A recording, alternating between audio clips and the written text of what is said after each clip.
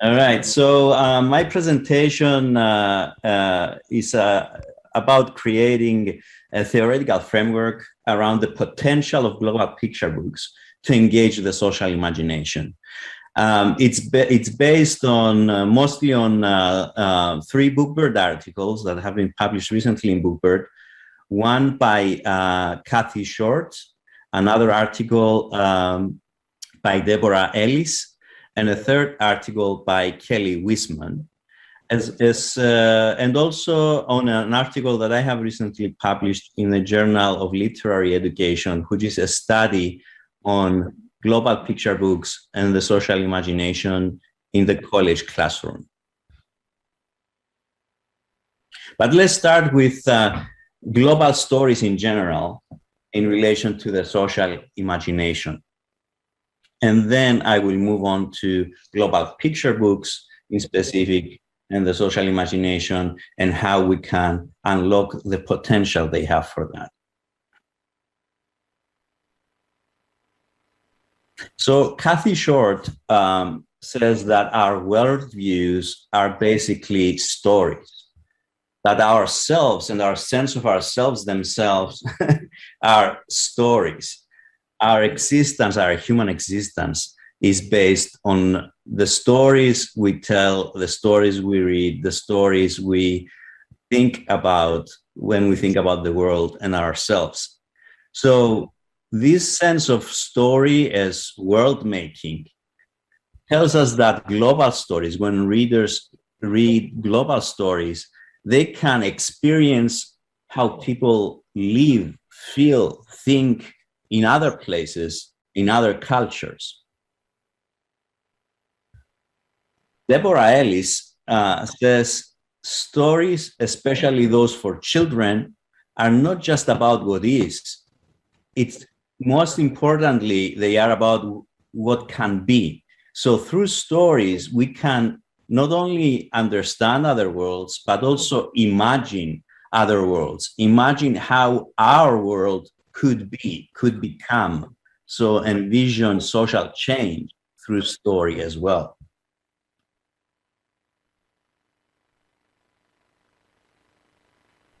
And Cisco says that stories can help us understand and use our imagination as social practice. Imagine and think on the lines of what if, what might be. Reimagine the past, the present, and the future.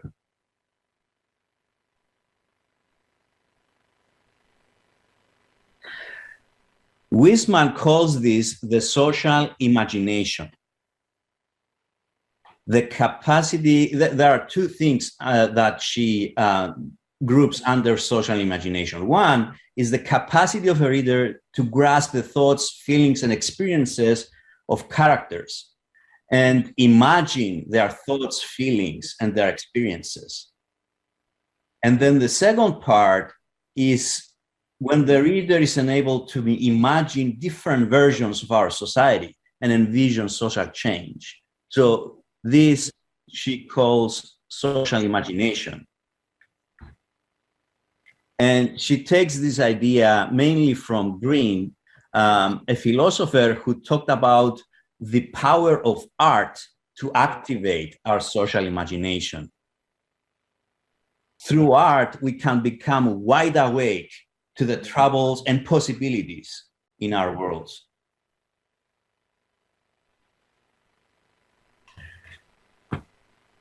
This is why Enciso calls imagination, thinks of imagination as social practice, as something we actually do. It's not just a characteristic of a person. It's an action. It's a transformative experience. It's an effort that can help us manage gaps in time between what is, what has been, and what might become within context of unequal histories. So let's think about picture books, the social imagination, and how reading them radiantly can engage the social imagination. And I will talk a bit about what I mean by reading radiantly, taking this idea from Wiseman's Bookbird article that I mentioned earlier. So, according to Wiseman, radiant reading is a way of reading that engages our social imagination by allowing us to go outside of ourselves.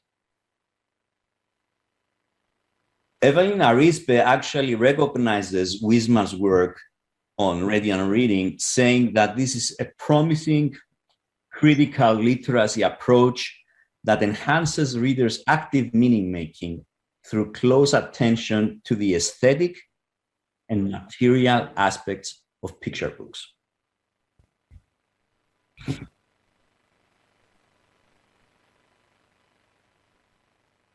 So picture books are actually the ideal medium for radiant reading, to do what Green talked about in the sense of making us wide awake to the troubles and possibilities of our worlds through art. Because picture books are so invested both into the visual and the textual, by paying attention to all the aesthetics and interacting with the picture book narrative, we can become aware. We can gain what Kevin Tabin calls a heightened awareness, a radiance of mind, or a moving disposition that we have when we are engaging with art. So it's important, if we are to unlock this potential of global picture books, to be attuned with the picture book's aesthetic features. Wiseman talks about the poetics of both the language and the image, the beauty of a color, the movement of a line. These are all parts of the picture book aesthetics that can help us engage our social imagination as well. The idea of radiant reading starts from a place of openness. Kathy Short doesn't talk about radiant reading, but she talks about the reader's social responsibility that can achieve the potential of reading global stories. And her idea is also based on this openness, this place, this attitude of openness.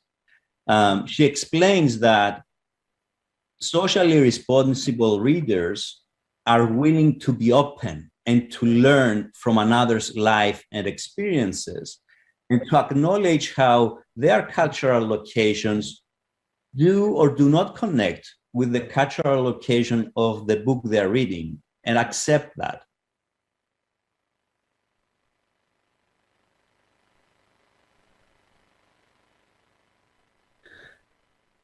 Talking about this openness and radiant reading, Kelly Wiseman says that when we read radiantly, we are open to books that may take us outside of ourselves, outside our own experiences and realities and points of view.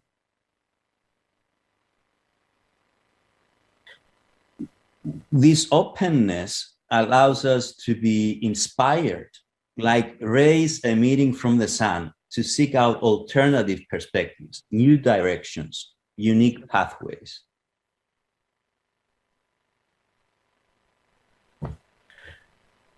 Trying to visualize here Kelly Wiseman's metaphor of radiating rays emitting from the sun. I've created this visual. When we read picture books radiantly, we do all of this. We find new ways of thinking. We are open to books that may take us outside of ourselves. We are open to the possibility of being moved, of taking other perspectives, reading in ways that may even move us to action. To summarize, radiant reading is reading that engages the social imagination.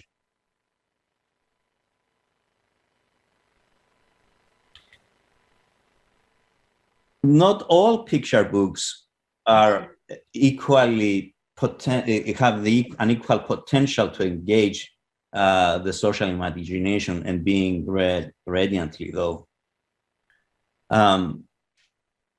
Picture books that depict cultural ways of living that are unfamiliar to us have the greatest potential as long as we are open to experiencing some kind of discomfort because they are unfamiliar to us.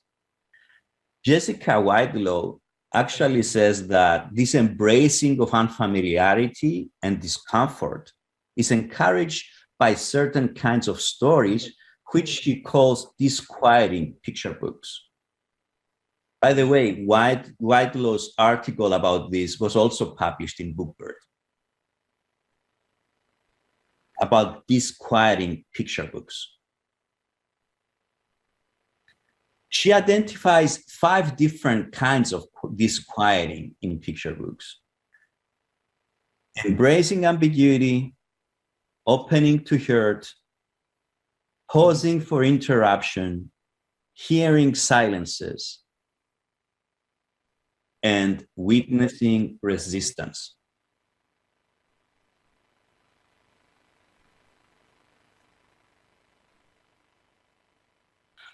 I have,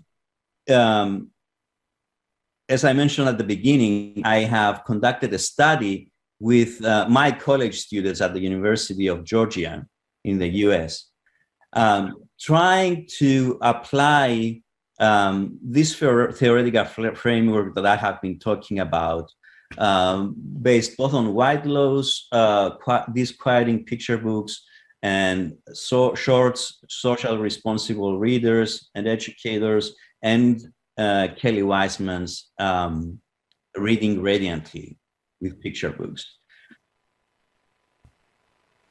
I used these 2 picture books, 2 White Rabbits by Jairo Puitrago and Raphael Yokteng, and of course you're familiar with the Arrival by Sean Tan. I selected these picture books because they have this common theme about immigration, but they also are very different to each other in the ways they approach it. I will mention in a minute or two Kathy Short's sort of motto, never read a book alone. So reading 2 books along each other unlocks much more potential, as I will mention later. But what I saw in relation to these 2 picture books is that they did include most of the disquieting elements that Whitelaw mentions. The ambiguity in both stories to begin with, especially the ones that we see through the illustrations, were really effective in causing diverse interpretation among my students. Each student came with different interpretations, especially of the silent parts of the stories. Both picture books invite the readers to empathize with the characters as they hurt and go through traumatic experiences. And my students did that, and they really showed empathetic responses in what they created in that class. Both picture books invite close looking, and they offer moments to the reader to pause and reflect. When I asked my students to imagine the characters' thoughts and feelings, these moments of pause and reflection, especially in the illustrations, help them engage their imagination, their social imagination. It enabled them to hear the silences, to think about who is not being heard here and what their voice would sound like if they were to be heard. The only element that was missing was the final element in Whitelaw's list, witnessing resistance. This was missing. And this was also evident in my students' responses because they didn't really seem to be moved to action by these stories, even though they were moved in general. So witnessing resistance, witnessing activism was not part of these stories. And that had an effect. So the last part of my presentation talks a bit more about this, engaging the social imagination in the classroom. Wiseman lists 4 features of teaching, of instructional practice that engages the social imagination through radiant reading. One is the kinds of text that we choose. Like I said earlier, not all picture books, not all global picture books have the same potential. So selecting texts that broaden the imaginative landscape, or selecting texts based on Whitelaw's definition of disquieting picture books is one important element. Second, encouraging students to attend the aesthetic attributes of picture books, like I mentioned earlier. Third, nurturing reading as an act of creativity. And I will talk about this a bit more in the next few slides. And fourth, which is what I've just mentioned in the previous slide, creating space for agency and activism. So not only have picture books that showcase agency and activism, also create space in the classroom for agency and activism.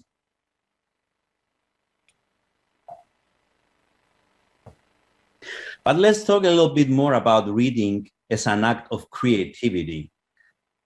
I've noticed in my study as well that radiant reading and the social imagination work best when the teacher, the instructor themselves are creative, when they engage their imagination and encourage their students to engage their imaginations and creativity as well.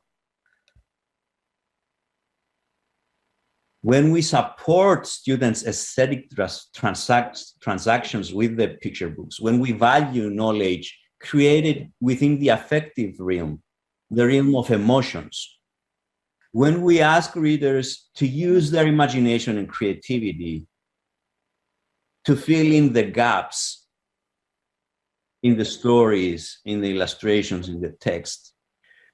And when we follow IBBY's advice to allow students plenty of time for slow looking, deep thinking, and creativity. So teachers who participated in Wiseman's study used these prompts, these questions for their students. What really matters to the main character? What surprised me or worried me about this story? What I still wonder about, or questions that I still have? I really like these questions, but I also use them in a creative way with my students because of the reasons that I mentioned earlier. So I would ask, for example, my students to imagine what the protagonist will take with them if they had to leave their home permanently. Instead of asking them, what is it that matters the most to the character, I will ask them to imagine what they would take with them if they have to leave. Or I would ask them to conduct an imagined interview with the protagonist, or use emojis to depict how the protagonist might feel, or do annotated spreads as described by IBBY and her team in selecting and involving students in annotating a selected image and write down the looming questions that might be still there.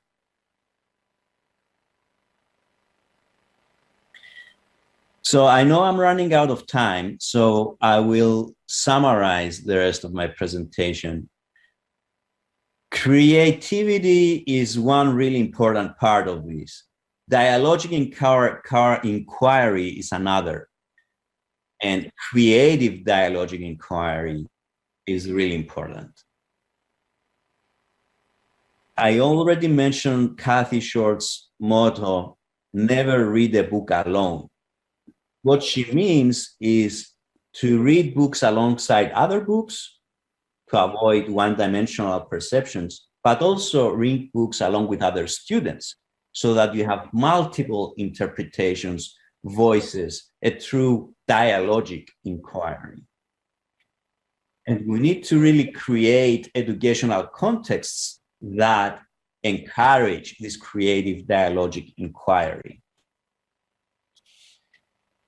Kathy Short lists quite a few ways we can do that, activities, approaches. I will just describe the first one on my list here, out of the many she has. Say something. This is really a simple activity, but very, very effective in creative dialogic inquiry. You can have your students read a book together, a text, a picture book together.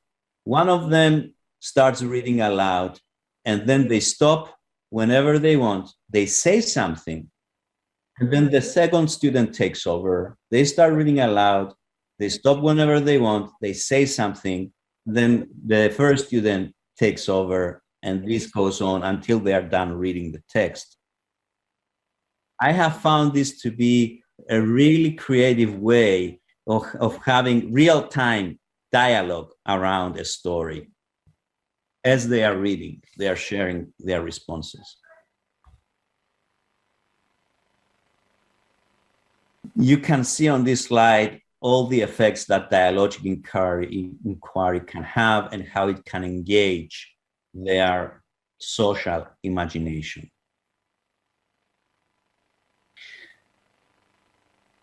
Again, to foster this dialogue, we need to foster this openness that I mentioned earlier, which is a central part of radiant reading and of engaging the social imagination.